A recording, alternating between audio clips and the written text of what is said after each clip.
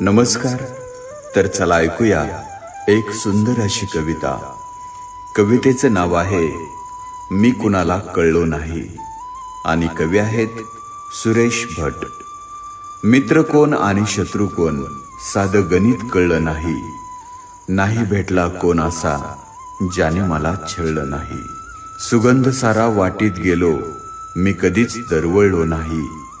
ऋतू नाही असा कोणता ज्यात मी होरपळलो नाही. केला सामना वादळाशी त्याच्यापासून पळालो नाही. सामोरा गेलो संकटांना त्यांना पाहून वळलो नाही. पचवून टाकले दुःख सारे कधीच मी हळहळलो नाही. आले जीवनी सुख जरी कधीच मी हुरळलो नाही. कधी ना सोडली कास सत्याची खोट्यात कधीच मळलो नाही.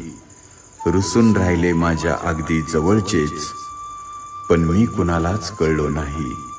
मी कुणाला कळलोच नाही.